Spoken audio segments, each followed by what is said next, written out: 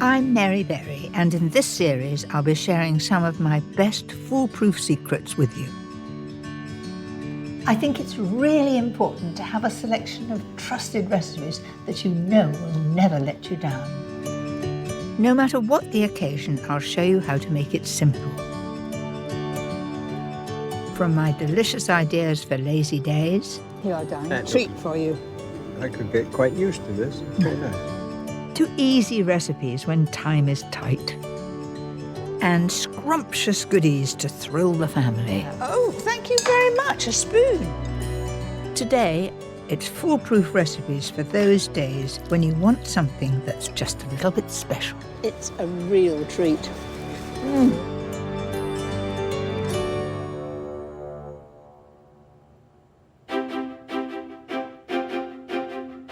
For me, special days are all about having good friends around and giving them something that I know they're going to enjoy. It's time to push the boat out with the very best ingredients for dishes that feel truly sumptuous. But it really must be something that I can prepare ahead so that I can spend time with them. A seafood treat that's the height of decadence. A gorgeous vegetable dish that's bound to impress. A regal classic that will satisfy the heartiest appetite. And a stunning pud that will finish things off with great style. But let's begin with a dinner party favourite.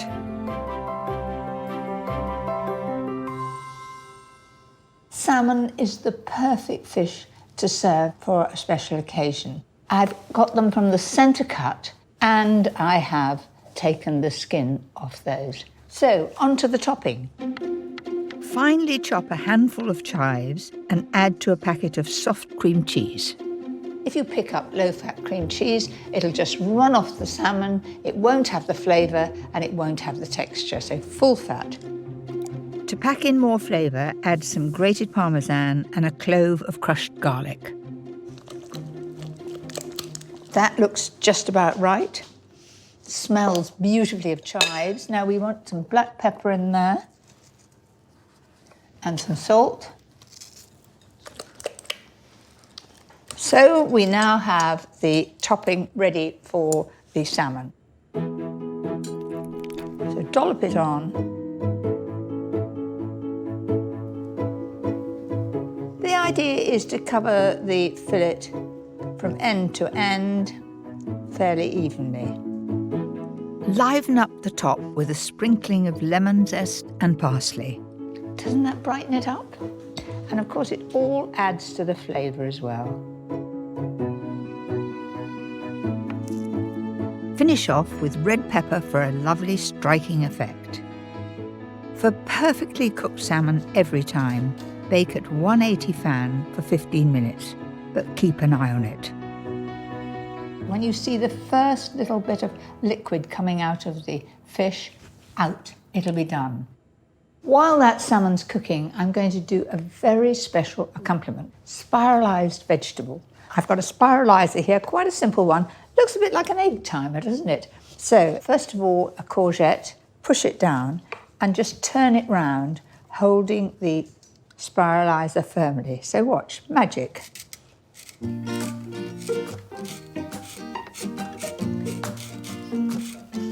you know, it's a bit like sharpening a pencil, isn't it? A few carrots add a splash of colour. Helps to have two weapons to stir it, and you just turn it like this. And finally, parsley, lemon juice and zest to set off the flavour of our fish. Lift that up. Whee, just like spaghetti. That's a new healthy way to do veg.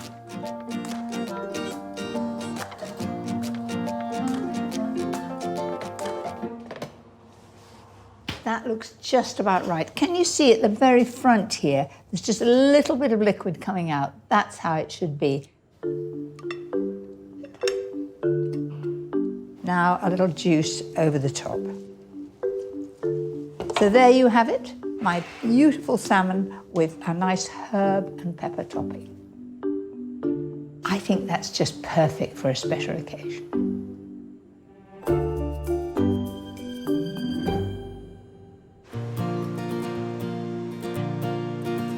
Sometimes special days require a bit of decadence. And for me, there's nothing more indulgent than lobster. I've travelled to Ventnor on the Isle of Wight to meet Ed Blake, whose family have been making a living off these shores since the 1830s.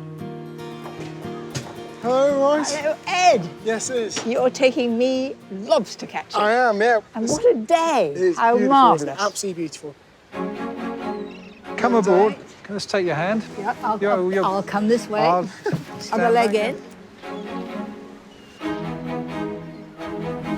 This is a first for me. Unfortunately, not for me. Around 400 lobster pots lie at the bottom of these waters, strung together in rows. Boy, just ahead. Every 24 hours, the fishermen head out to check each one, hoping their bait has done the trick. Here we go, the first pot's on its way. Local laws keep the lobster population in check. So here we go, first lobster of the day. Right. Just gauge in. Right. So it goes from behind the eye socket to the back of the head. This one is undersized here. And you Has see- to be past that. Yeah, yes, the back of the head has to be up to there. So, So that goes back. he goes back. It's your lucky day. Why is Ventnor a good place to find lobsters? Right, off of here, off of Ventnor, we got the point of the Isle of Wight, and there's the headland of Cherbourg, which causes a pinching in of the land, which accelerates the tide through it. This means the lobsters have to be strong to be able to fight against these strong currents, and also have a very good feed supply, because the more tide there is, the more nutrients there is in the water being carried. So they don't have to move far to get their feed, a lot of feed.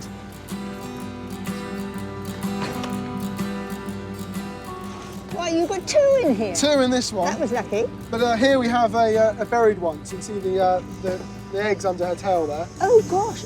Are they always black? They're always black. On a big lobster, can be up to 250,000 of them in there. So And that you must definitely put back. must definitely put because it back. Well, that's our future. That's our stock for the next generation. So you must come out in all weathers. Yes, in fact, the best fishing is when it's really rough. That gets the nutrients stirred up. So we're actually praying for wind half the time. We haven't had a big lobster yet, so let's look. Let's have a look. Look at that. You just called it. Lovely big lobster. That's a whopper. So From the back of the behind eye eyes, yeah. to there. She's Yeah. definitely inside. She hasn't got any eggs, so we're good to keep her. Good, solid weight of a lobster. I mean, it is a real beauty, this lovely shiny black. And the of rich course, blues in the tail, look at them. absolutely lovely. Absolutely amazing. And of course, when that is cooked, it goes bright red. This is a real delicacy. It is the king of the sea, really. It is, there's nothing better. With our pots checked, it's time to head back to shore to sample today's catch. And here in Ventnor, they have a very unique way of serving it. Here we go. So the lobster we caught this morning. Gosh, that's very decadent. Chips and lobster. It's a real treat. You know what? That was the real taste of the sea. It is absolutely scrumptious. And I'm in for my next slice. Blow the chips. I might join you. You've been waiting for that, haven't you? Can't beat it, can you? You can't beat it.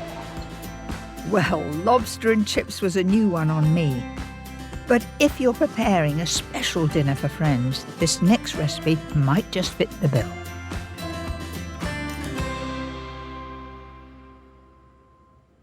Right, first of all, let me make the aioli.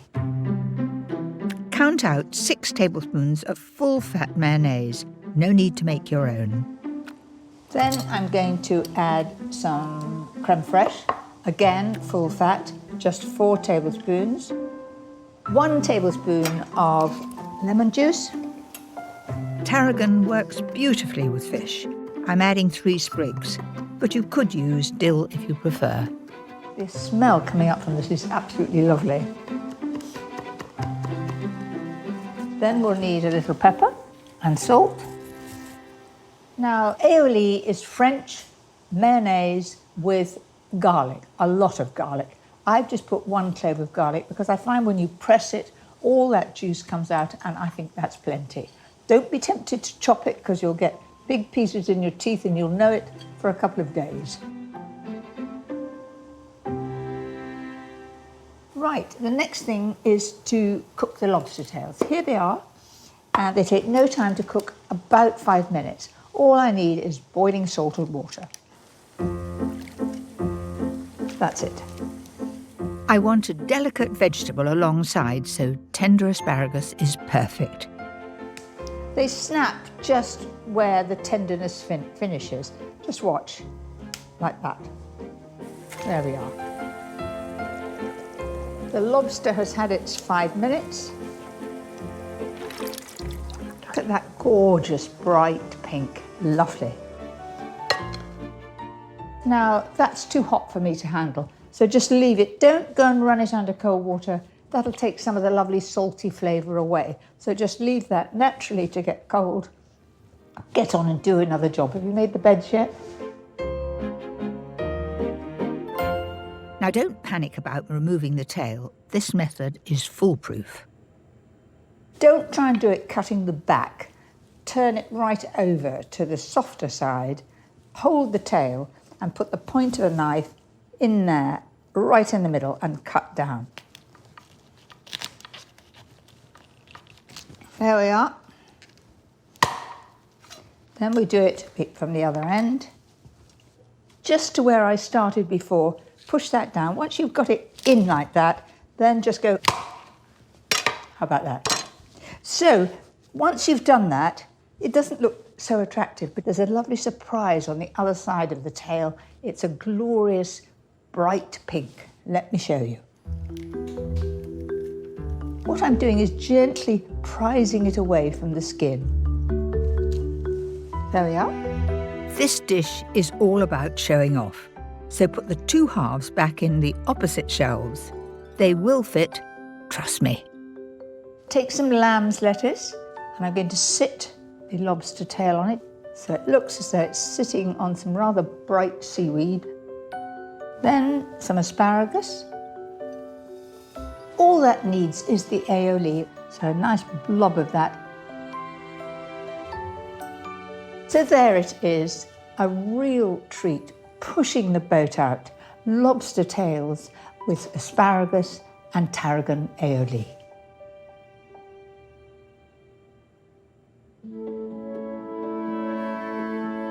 When you're planning a special occasion, it's important to cater for all tastes. And this next dish is a lovely, rich way of serving vegetables. It's colourful, it's tasty, all in one dish, and you can do it ahead. Let's get going. I'm using courgette, red pepper and aubergine because they roast so well. Now I'm going to add about 4 tablespoonfuls of oil, give or take. You just rub it together and eventually it'll all get covered in that olive oil. If you just drizzle the oil, you'll miss bits. This works every time. I think that's well and truly mixed. The secret to this dish is to roast the veg first. That way, all the moisture will be drawn out and the dish won't be soggy. Now I've set the oven at 200 fan and it will take about 25 minutes. I'm aiming to get them a nice colour and beautifully tender. All Posh vegetables need a Posh sauce. Mine is made with some red onion, 2 fat cloves of garlic, and to make it velvety smooth, I'm using passata. Now passata is just sieved tomatoes. Last few bits, sugar, chopped basil and thyme, and leave it to simmer for 10 minutes. Now to take out our vegetables, you'll notice they've really shrunk. Now it's time to make the layers.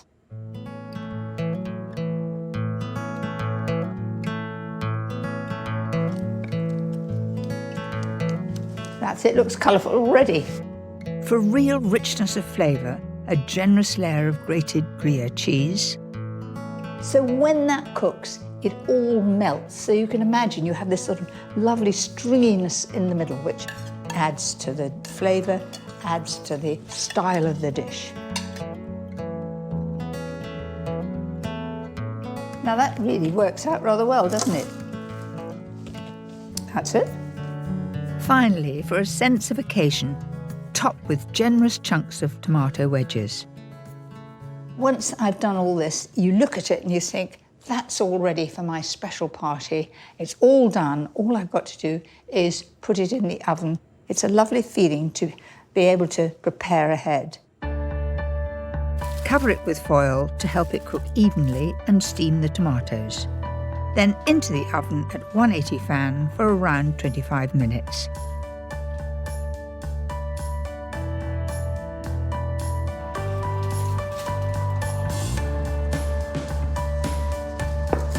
That's just like I wanted it to be. It's bubbling just at the edge here, and that cheese will have melted in the middle. Delicious on its own, or wonderful for a Sunday lunch with a leg of lamb. I think that looks most exciting, far better than the old-fashioned ratatouille.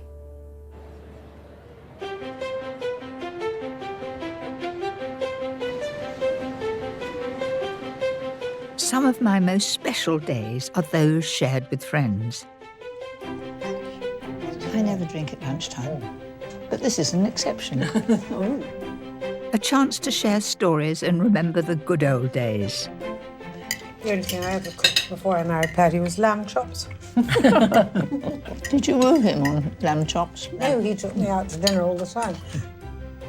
I've known Mary, must be 53 or 4 years now. We did a dish in Housewife magazine with Chinese food, which was fairly new in those days, in the early 60s. Well, this is Shirley, and very unlike Shirley, you've just got a cup of coffee or tea in your hand. Times have certainly changed, but here at Rules, things have stayed firmly in the past. It has been going since 1798 and is renowned for a dish which has remained unchanged for many years: beef Wellington. The origin of this dish is unclear. Some say it was invented in Wellington, New Zealand. But I like the rumour that it was created in honour of the first Duke of Wellington, Arthur Wellesley. Well, it's one of the classic dishes of this country, really, isn't it? But it's a bit of a finicky dish to actually make, and a lot of people don't really perhaps have the time or the expertise or whatever else to stand here and make it. There's a few processes involved. It's not something that you can just come home, bang, in the oven. So you need to think about it, maybe pre-plan a wee bit and be quite organised. Because we've had it on for so long, it doesn't actually feature on the menu anymore. Our guests know they simply have to ask for it, and we're delighted to create that for them. And it's one of those dishes, you know, there's little point in trying to reinvent the wheel. It works. It's worked that way for hundreds of years. So it's a classic, iconic dish. When I first made beef Wellington, I suppose in 1966, it did seem very complicated. You either had a pâté de foie all the way around it, or you had a sort of mushroom farce. And then to crown it all, you had a pancake. So wrap it in the pancake and then wrap it in puff pastry. It was a huge palaver. I would say I'm slightly nervous about cooking beef Wellington for Mary, to be honest. If the puff pastry goes soggy, I could be in a lot of trouble here. So. I would never dream of doing it. It's such an expensive piece of meat that one doesn't want to ruin it and overcook it, because there's nothing worse than an overcooked fillet of beef. It's got to be done carefully.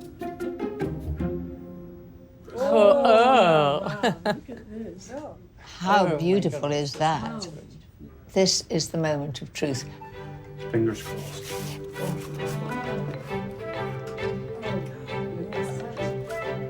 It's a very large man portion. Oh, It does my look God. perfect. That is perfect. Oh, the meat is beautifully pink, and the crowning glory is the pastry. As I tap my finger against it, it's as crisp as can be. Perfection. I'm a very relieved man, Mary. Very relieved man. What are we waiting for? Oh, it is so delicious. This is the most gorgeous flavour. And none of us have cooked it. What a treat. That really was a stunning beef Wellington. But if you want to make one at home, my version is far simpler. And just perfect for that special dinner party. The first thing you need for beef Wellington is wonderful beef fillet. Now, I've got one here, and it is the middle cut. Now, that's important if you want to get every slice cooked the same degree. Now, it is expensive, but providing you cook it well, it'll be a real treat. It's essential you take the time to seal the meat first. There it is, sizzling. This will give it a much better flavour later on.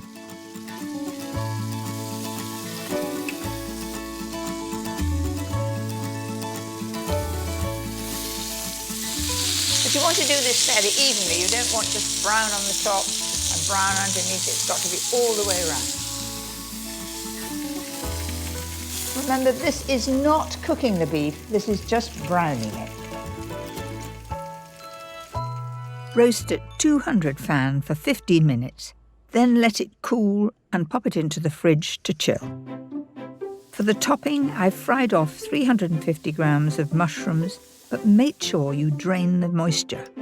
You don't want a soggy pastry. And you must let this get cold first, otherwise it would cook the egg yolk like scrambled egg. So in goes the egg yolk. That helps to bind it.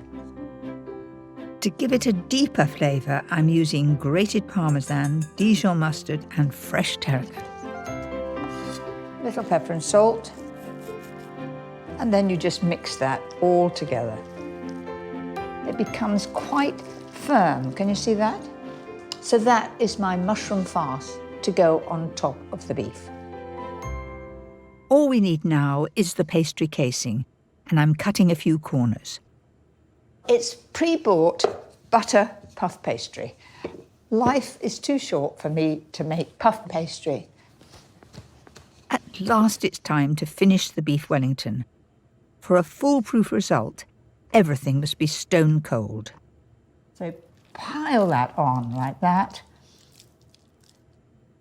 I'm having a nervous moment. I'm just wondering whether it's going to quite reach. So I'm just going to roll that just a little tiny bit longer there, just in case.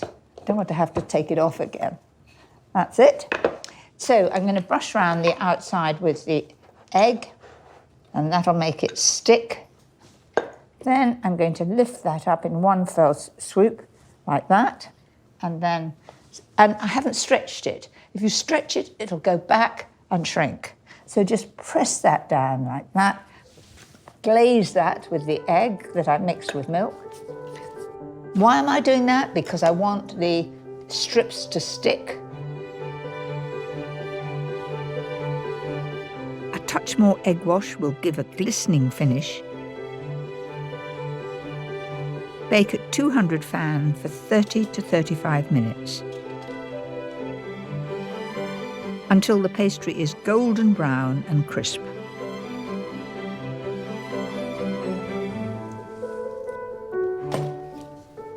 Doesn't that look amazing? There'll be a lot of oohs and ahs at the table when that arrives. You just pull that away like that, and you can see that that's a lovely pink colour.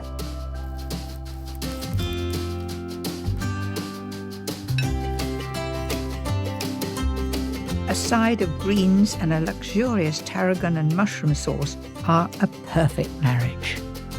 I think I'll get that in on one go. Dare I say it, I think that would be my most favourite meat dish to serve for that very special occasion. It's always good to end a special meal with a bit of a sparkle. And this pud is beautifully simple. Panna cotta simply means cooked cream, and it comes from Italy. If you're in Italy, it's there on every menu. So that's 900 ml of cream, and then I'm going to add the sugar, 75 grams. In that goes. And I'm going to heat it simply enough to be really, really hot and dissolve that sugar. For that hint of latte, add equal parts of instant coffee and water. You could, if you wish, use 1 shot of espresso coffee if you prefer, but this I find gives a really good flavour. Now, to make the whole thing set, I need gelatin. Soften 13 grams in water and add to the latte mixture. Don't expect it to be like a thick sauce or anything. You won't notice any difference in the consistency, except that there's no floppy gelatin there. That's absolutely ready to go. That was easy, wasn't it?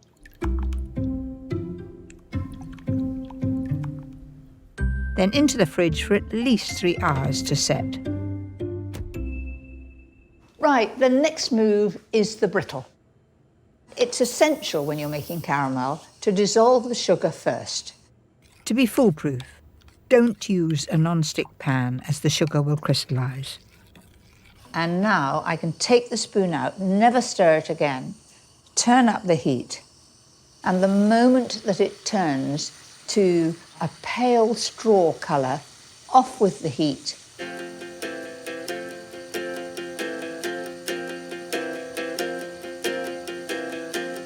I think that's almost the colour I want, so I'm going to turn the heat off. In goes the nuts, move it round, and then pour that.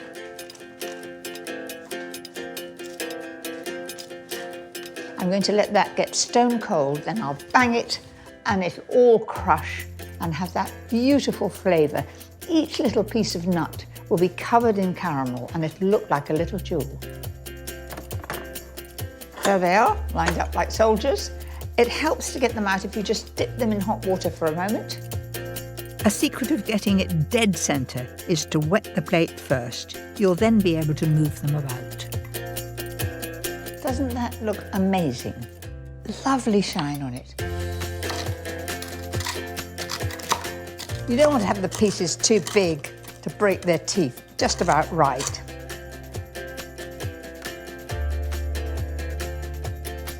I promise you that that is going to bring a sparkle to the eyes of all your guests and friends. A perfect ending to that very special meal. I loved being here. Jane. What a treat. What a treat. Lovely. Happy days. Next time, it's my foolproof recipes for days when you need something comforting. Life doesn't get better than that.